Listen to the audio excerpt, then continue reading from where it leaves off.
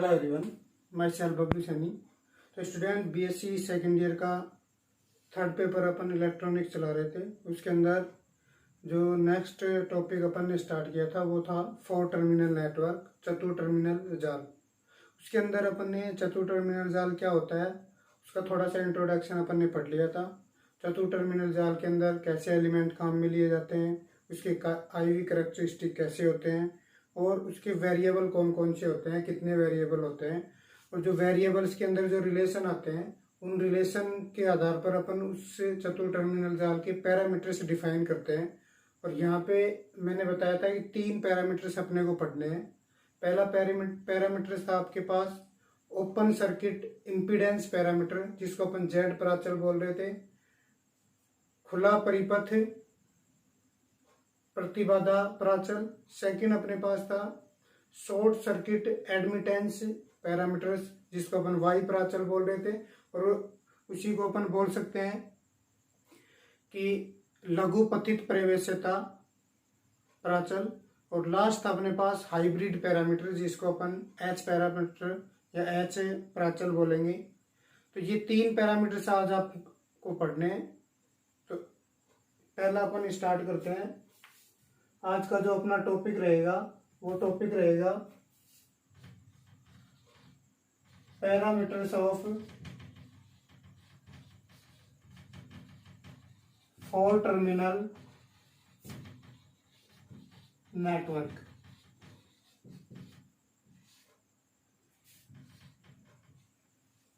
चतुर टर्मिनल जाल के प्राचल। और इसमें अपन पहला जो पढ़ेंगे वो पढ़ेंगे ओपन सर्किट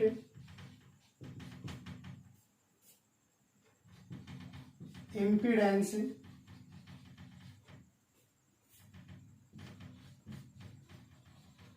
पैरामीटर, जिसको अपन बोल रहे थे जेड पैरामीटर्स, जेड प्राचल।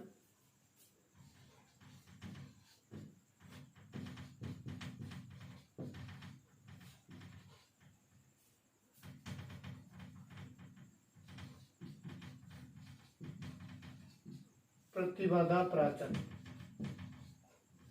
यहाँ पर इसको बोल सकते हैं खुला परिपथ प्रतिबाधा प्राचल।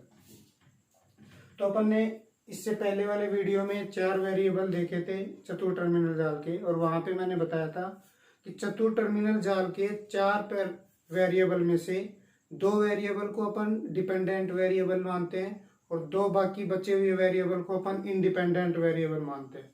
और जो आपके पास डिपेंडेंट वेरिएबल थे उनको इंडिपेंडेंट वेरिएबल के फंक्शन के रूप में लिखना था। जो स्वतंत्र चर थे उनकी फॉर्मेट में आपके पास जो परतंत्र चर थे डिपेंडेंट वेरिएबल थे उनके फंक्शन के रूप में लिखना है। तो यहाँ पे जो पहले वाला जेड प्राचल है उसके अंदर अपन जो करंट I1 और I2 है उसको अपन स्वतंत्र चर मानेंगे, इंडिपेंडेंट वेरिएबल मानेंगे, और बाकी जो बच गए V1 और V2 उसको अपन डिपेंडेंट वेरिएबल मानेंगे।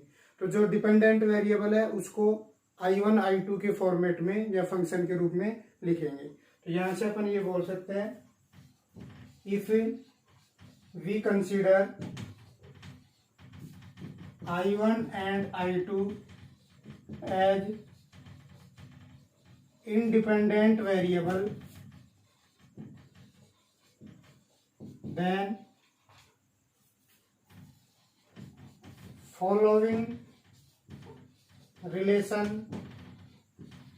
may be written for 4 terminal network। यदि I1 व I2 को स्वतंत्र चर मान लें तो चतुर टर्मिनल जाल के लिए निम्न संबंध अपने को मिलेगा।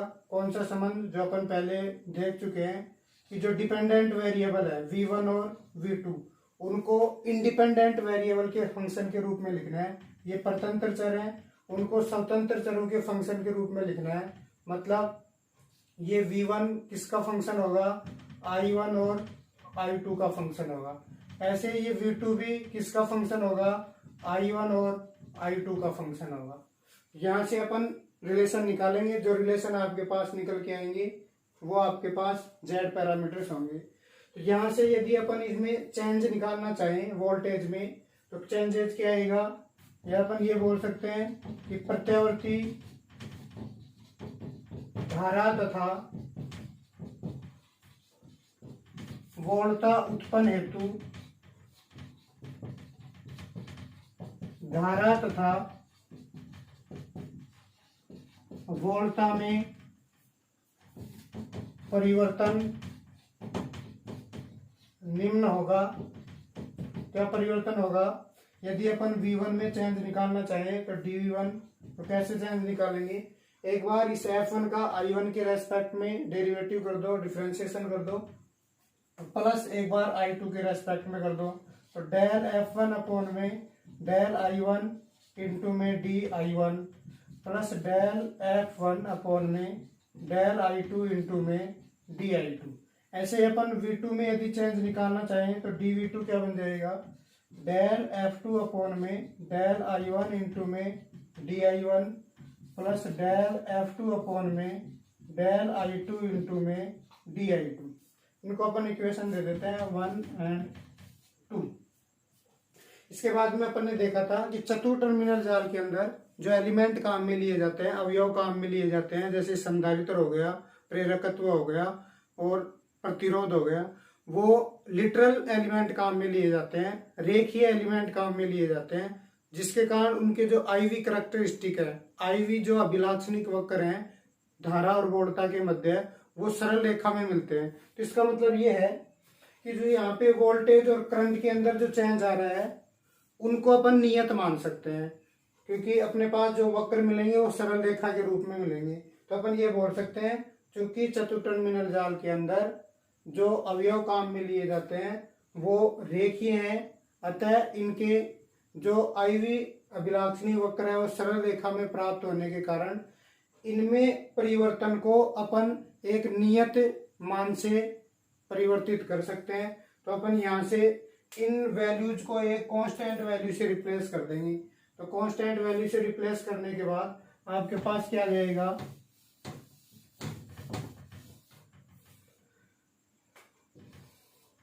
यहां से अपन रिप्लेस कर देते हैं dV1 को अपन V1 एक कांस्टेंट वैल्यू ले ली, dV2 को V2 से, dI1 को I1 से और dI2 को अपन I2 से रिप्लेस कर देते हैं, जिससे equation 1 and 2 becomes as, then equation 1 and 2 becomes as क्या बन जाएगी, यहां से अपने पास dV1 की जगह अपन V1 लिख सकते हैं, डेल F1 अपॉन में डेल I1 इंटू में dI1, इसके बाद प्लस dI1 की जगह अपन क्या लिख देंगे, I1 लिख देंगे, डेल F1 अपॉन में डेल I2 इंटू में I2, फिर इसी को V2 is equal to del F2 upon में डेल I1, dI1 की जगह I1 plus del F2 upon में डेल I2 इंटू में I2, इक्वेशन 3 and 4। यहाँ पे जो आपके पास 4 पार्शियल डिफरेंशिएशन वाली टर्म दिख रही हैं, del F1 upon del I1, del F1 upon del I2, ऐसे ही F2 वाली टर्म, इनको अपन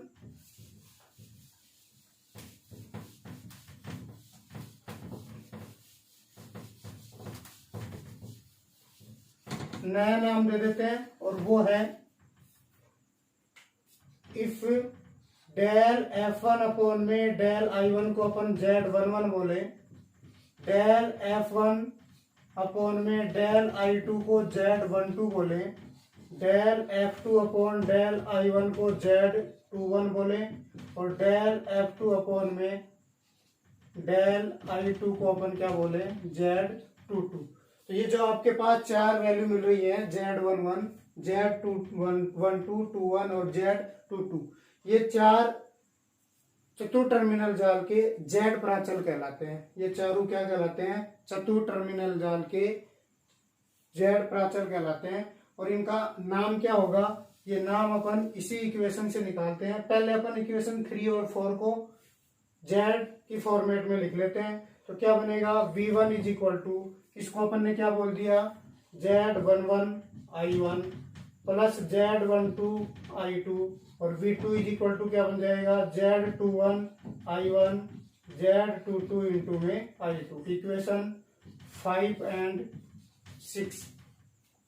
इसके बाद में यदि इनका नाम दें तो अपने को जो टॉपिक डला हुआ है वो पहला अपने पास था ओपन सर्किट। तो ओपन सर्किट वाले जो प्रतिबाधा है वो कैसे बनेगी वो अभी देख लेते हैं। देखो सबसे पहले अपन Z11 और इसको अपन ने क्या माना था, del F1 upon del I1 को अपन ने Z11 माना था। इसकी वैल्यू अपन को निकालनी है। तो इसकी वैल्यू कब निकलेगी Z11 की, यहाँ से इक्वेशन नंबर 5 से देखो, यदि मैं I2 को 0 कर देता हूं तो ये टर्म हो गई 0, ये टर्म 0 होने के बाद ये टर्म बच गई। तो यदि Z11 का मान निकालें तो I1 का इसमें क्या दे दे, भाग दे दे। तो आपके पास Z11 का क्या मिलेगा, V1 अपॉन में I1। और कब मिल रहा है, जब I2 बराबर क्या हो जाए, 0 हो जाए। तो यहां से आपके पास I2 बराबर मतलब करंट 0 हो रही है।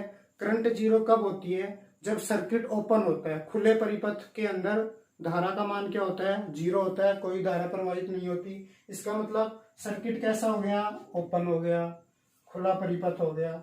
इसके बाद में V1 अपॉन I1, वोल्टा अपॉन धारा क्या होती है, प्रतिबाधा होती है। तो इसका नाम क्या हो जाएगा, खुले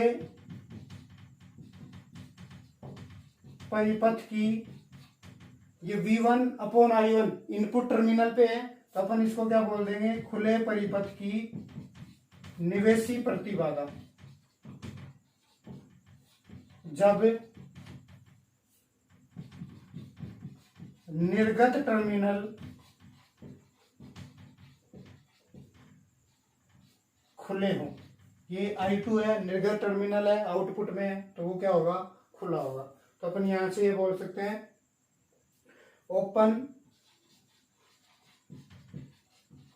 सर्किट इम्पीडेंस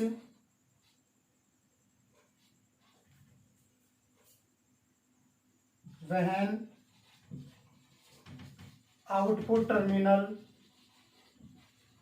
आर ओपन। तो पहला आपके पास Z11 हो गया। सेकंड इसको अपन ZI से भी डिनोट कर सकते हैं क्योंकि इनपुट इम्पीडेंस है, तो ZI से रिप्लेस वो डिनोट कर सकते हैं। Z12 कैसे निकलेगा, ये रहा आपके पास Z12। I1 को क्या कर दो, 0, ये टर्म हो गई 0, क्या बच गया, ये वाली I2 का इसमें भाग दे दो तो क्या बच जाएगा, Z12। यहां से आपके पास डेल F1 अपॉन में डेल I2 को अपन Z12 माने थे। इसकी वैल्यू आपके पास क्या आ रही है, V1 अपॉन में I2। और कब आ रही है, जब I1 बराबर क्या कर रहे हैं, 0। करंट वापिस 0 हो रही है, इसका मतलब सर्किट कैसा है, खुला परिपथ है, ओपन सर्किट है। और इस बार इनपुट टर्मिनल ओपन है। और इसको अपन क्या बोलेंगे, V1 अपॉन I2 को खुले परिपथ की व्युत्क्रम अंतरित प्रतिबाधा, इसको अपन क्या बोलेंगे, खुले परिपथ की उत्क्रम बोल दो या व्युत्क्रम अंतरित प्रतिबाधा। जब निवेशी टर्मिनल खुले हो, open circuit reverse transfer impedance when input terminal are open. तो यहां से आपके पास ये क्या हो जाएगी, रिवर्स ट्रांसफर इंपीडेंस। इसको अपन क्या बोलेंगे, रिवर्स ट्रांसफर इंपीडेंस। और इसको अपन किससे रिप्लेस करेंगे, ZR से, या किससे डिनोट करेंगे, ZR से। R का मतलब रिवर्स ट्रांसफर इंपीडेंस है। थर्ड आपके पास है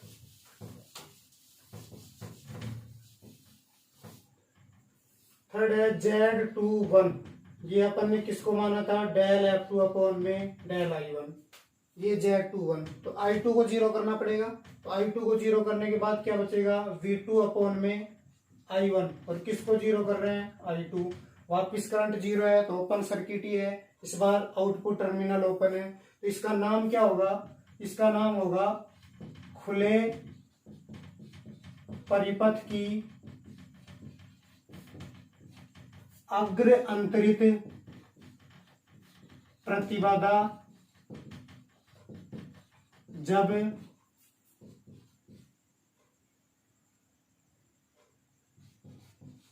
निर्गत टर्मिनल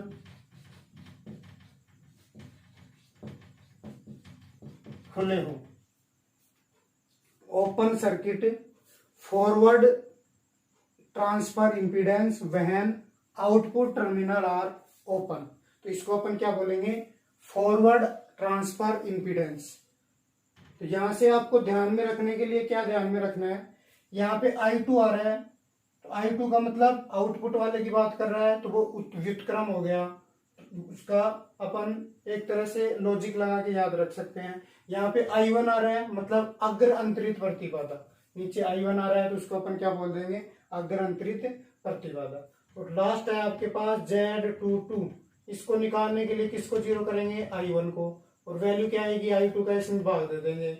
इसको अपन ने किसको माना था, डेल F2 अपॉन में डेल I2, क्या वैल्यू निकल के आ रही है, यहाँ से V2 अपॉन में I2, और किसको जीरो कर रहे हैं, I1 बराबर 0। इसको अपन ZF से डिनोट करते हैं और इसको Z नोट से, क्योंकि ये आउटपुट वोल्टेज और आउटपुट करंट है, तो वोल्टा अपॉन धारा क्या होती है, प्रतिबाधा। तो ये आउटपुट वोल्टेज वो इंपीडेंस होगी, तो अपन क्या बोल सकते हैं, खुले परिपथ की निर्गत प्रतिबाधा, क्या नाम है, निर्गत प्रतिबाधा जब कौन खुले हैं, इनपुट टर्मिनल, जब निवेशी टर्मिनल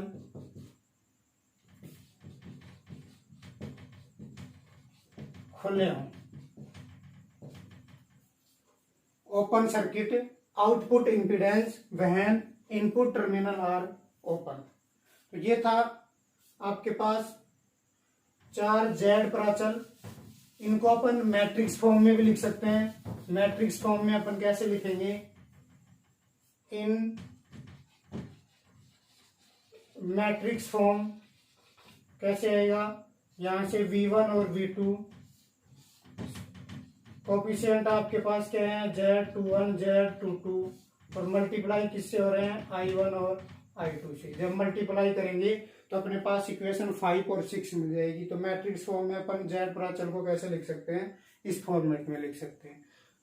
तो ये था आपके पास जेड प्राचल। इसके बाद में आता है वाई प्राचल। वाई प्राचल के अंदर क्या कर रहे हैं, जेड प्राचल के अंदर तो अपन ने I1 और I2 को इंडिपेंडेंट वेरिएबल माने हैं, स्वतंत्र चर माने हैं। नेक्स्ट में जो वाई प्राचल पढ़ेंगे उसमें V1 और V2 को क्या मान लेंगे, स्वतंत्र चर मान लेंगे।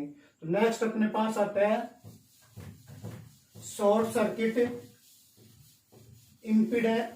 एडमिटेंस पैरामीटर, जिसको अपन वाई प्राचल बोल रहे हैं।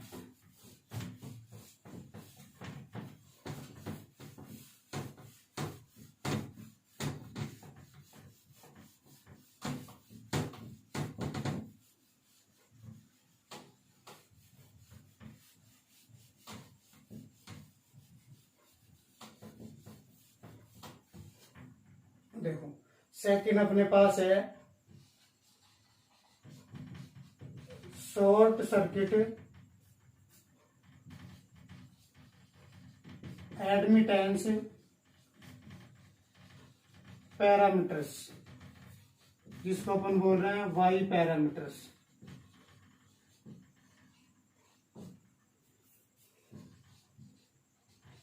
लघुपथित परिपथ प्रवेश्यता प्राचल।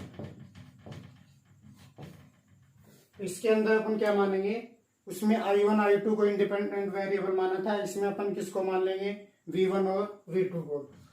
If we consider V1 and V2 as independent variable,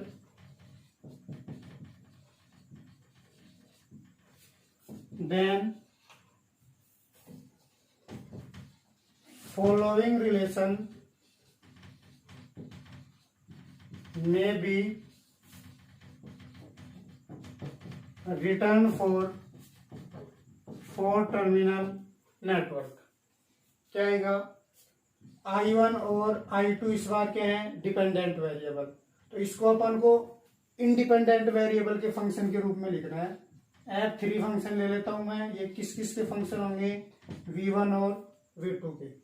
ऐसे ही I2 किसका फंक्शन होगा, V1 और V2 का। सेम प्रोसेस है जो पीछे अपन ने किया था, वो अभी वो इस उसमें नेक्स्ट स्टेप क्या ली थी, इनमें अपन ने चेंज निकाला था। तो जो परिवर्तन आएगा वो क्या आएगा, वही लैंग्वेज लिखनी है।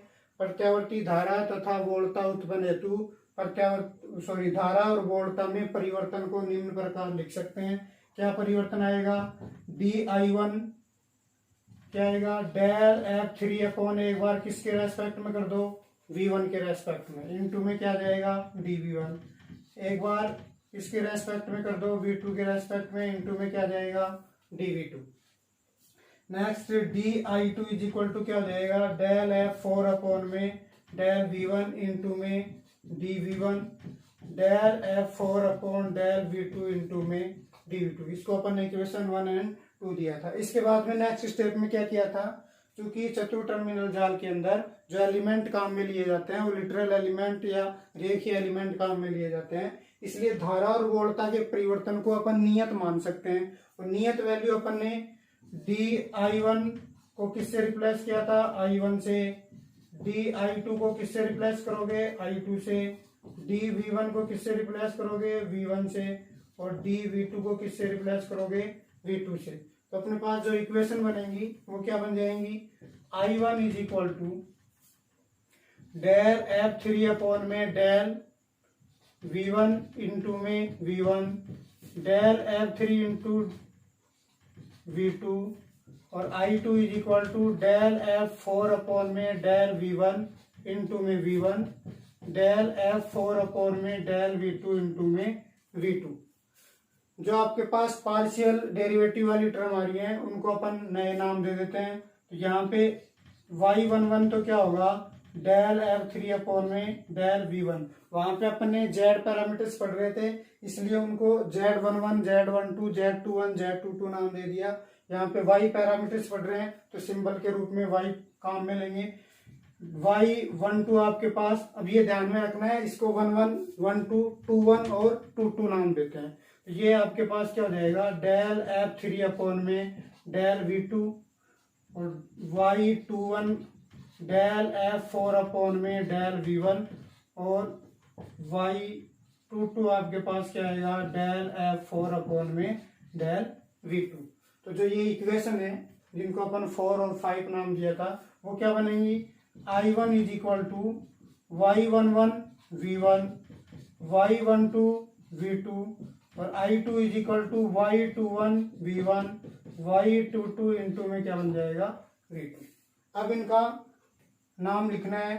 ये आपके पास y11 ये चारों y11 y12 y21 y22 y प्राचल कहलाते हैं, चतुर टर्मिनल जाल के y प्राचल कहलाते हैं। और इनका नाम कैसे दिया जाएगा,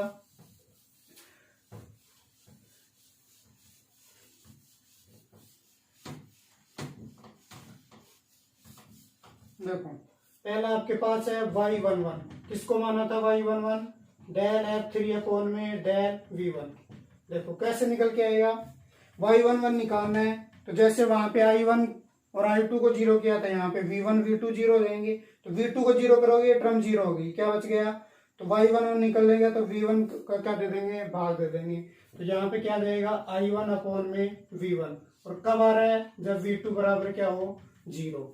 तो यहां से आपको पता है जो प्रतिबाधा का व्युत्क्रम होता है उसको अपन प्रवेश्यता बोलते हैं। 1/z को अपन क्या बोलते हैं, प्रवेश्यता बोलते हैं। तो ये 1/z ही है, इस I1 को इसके नीचे ले आओ तो इसको अपन ऐसे लिख सकते हैं V1 अपॉन में I1। तो ये तो बन गया z, तो ये क्या बन गई, प्रवेश्यता बन गई। तो ये किसका फॉर्मूला है, प्रवेश्यता का फॉर्मूला है। इनपुट टर्मिनल पे बात हो रही है, I1 भी और V1 भी इनपुट टर्मिनल पे है, तो कौन सी प्रवेश्यता हो जाएगी, निवेशी प्रवेश्यता हो जाएगी। और कौन सी, यहाँ पे V2 बराबर वोल्टेज जीरो है। वोल्टेज जीरो का मतलब है कि जो दो पॉइंट हैं उनके मध्य जो वोल्टेज डिफरेंस है वो जीरो है। इसका मतलब जीरो कब होगा? दो पॉइंट के बीच में, जब वो दोनों शॉर्ट सर्किट होंगे, लघु पतित होंगे, जब वोल्टेज क्या होगी? जीरो। आपको ध्यान में रखना है, वोल्टेज जीरो होने का मतलब है दोनों पॉइंट जिनके मध्य विभवांतर निकाल रहे हैं वो दोनों क्या है? शॉर्ट सर्किट है। तो यहां से अपन नाम क्या देंगे? लघु पतित परिपथ की, लघु पतित इसलिए बोल दिया क्योंकि इसमें वोल्टेज जीरो है। लघु पतित परिपथ की निवेशी प्रवेश्यता क्या आएगी? निवेशी प्रवेश्यता जब कौन से टर्मिनल लघु पतित है? निर्गत टर्मिनल। जब V2 बराबर जीरो, या अपन बोल सकते हैं निर्गत टर्मिनल लघु पतित हो। इंग्लिश वाले बच्चे लिख लेना, short circuit input admittance when output terminal are shorted. Input terminal are shorted. Second है Y12, इसकी वैल्यू कैसे निकलेगी? अब बिल्कुल सिंपल है, इसको जीरो कर दो, Y12 निकल जाएगा। क्या आएगा? इसको अपन किसको माने थे? डेल F3/V2 को। क्या निकल के आया? इसको जीरो कर रहे हैं तो इसका भाग लगेगा I1 अपॉन में क्या जाएगा? V2। और कब आ रहा है? जब V1 बराबर क्या हो? जीरो। तो इसका नाम क्या जाएगा?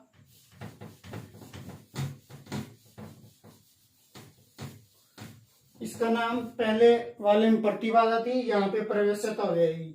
और परिपथ कैसा होगा? इसको अपन YI से भी डिनोट कर सकते हैं, इसको अपन YR से भी डिनोट कर सकते हैं। और क्या आएगी? लघु पतित परिपथ की उत्क्रम अंतरित प्रवेश्यता। सेम नाम है, केवल प्रतिबाधा से प्रवेश्यता बन गया। जब निवेशी टर्मिनल लघु पतित हो। Short circuit reverse transfer admittance when input terminal are shorted. और थर्ड आपके पास 2-1, ये कैसे निकलेगा? इसको अपन del F4 upon del V1 लिख रहे थे।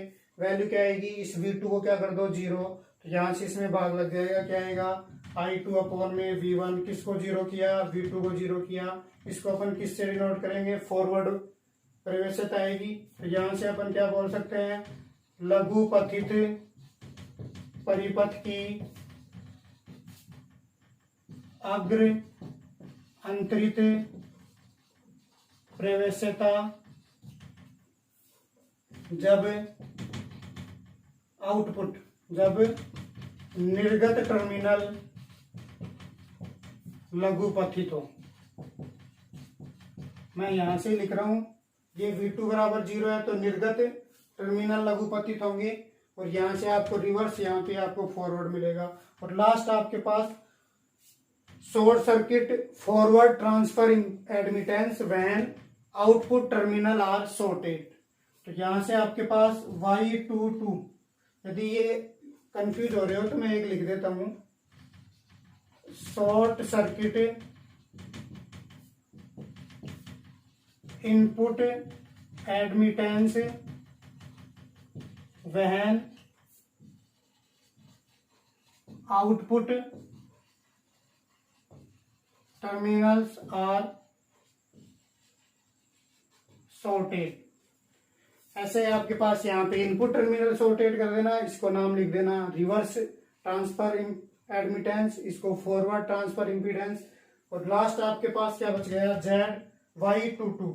इसकी वैल्यू V1 को क्या करोगे? जीरो। क्या आएगा? V2 का इसमें भाग दोगे, क्या आएगा? I2 अपॉन में V2। किसको जीरो किया है? V1 को। और इसको क्या नाम किससे डिनोट किया था? डेल F4 अपॉन में डेल V2 से। क्या नाम हो जाएगा इसका? यहां से आपको दिख रहा है I2 upon V2, output terminal पे करंट और वोल्टेज है, और I2 अपॉन V2 है तो प्रवेश्यता है। कौन सी प्रवेश्यता है? निर्गत प्रवेश्यता। यहाँ से अपन बोल सकते हैं इसको वाई नोट से डिनोट कर सकते हैं, और इस क्या बोलेंगे, लघु पतित परिपथ की निर्गत प्रवेश्यता जब निवेशी टर्मिनल लघु पतित हो। ये था आपके पास चतुर टर्मिनल जाल के वाई प्राचल Y11, Y12, Y21 और Y22। ये आपको वैल्यू ध्यान में रखनी है, क्या क्या वैल्यू आती है इनके और इनको क्या बोला जाता है। यहाँ से ये नाम आपको ध्यान में रखने हैं। मैट्रिक्स फॉर्म में अपन लिखें तो क्या आएगा, इधर आपके पास क्या थे, I1 और I2।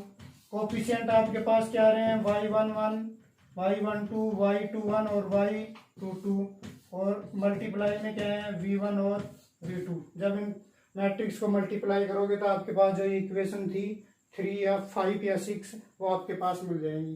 तो ये थे आपके पास Z प्राचल और Y प्राचल, और लास्ट आपके पास आ रहा है H प्राचल या hybrid parameters. H parameters, hybrid parameters या संकर प्राचल।